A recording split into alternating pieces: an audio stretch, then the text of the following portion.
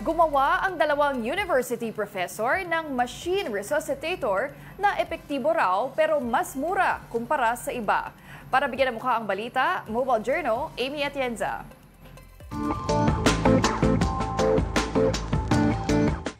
Nang dahil sa COVID-19 pandemic, dalawang profesor mula Technological Institute of the Philippines ang nakaisip na gumawa ng Pinoy version ng machine resuscitator.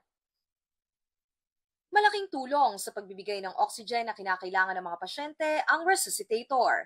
Makikita yan sa mga ambulansya at mga hospital wards lalo sa emergency room. Merong demakina at meron ding manual. Lumaki ang pangangailangan para sa resuscitator noong COVID-19 pandemic. Lalo't isa sa sintomas ng sakit na ito ay hirap sa paghinga. Kaya sina Dr. John Joel Martinez at Engineer Chris Paulo Hate gumawa ng mas mura at locally made pang machine resuscitator na makapagbibigay ng temporary breathing assistance. Ang tawag nila dito, hango sa salitang Japanese na ENMEI o extension of life. Automatic na ang device para hindi na mahihirapan ang gagamit nito.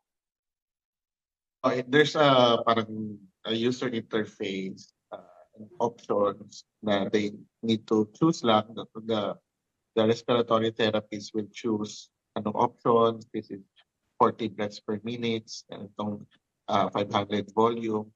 And then i-execute niya, i-start niya, and then the pump, the machine will go by itself. Tiyak din daw na epektibo ito dahil sumailalim na sila sa standard checking ng Department of Science and Technology. Lahat ng certification and safety na regulations, standards na belonging dun sa product na nadaanan namin.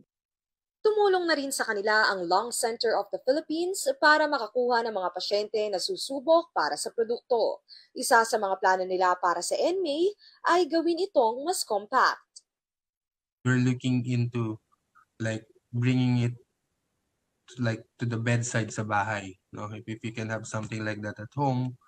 But of course, that's for the future. No? We're still going for hospital use and ambulance use. Marami pang kailangan gawin para mapabuti ang health sector ng bansa.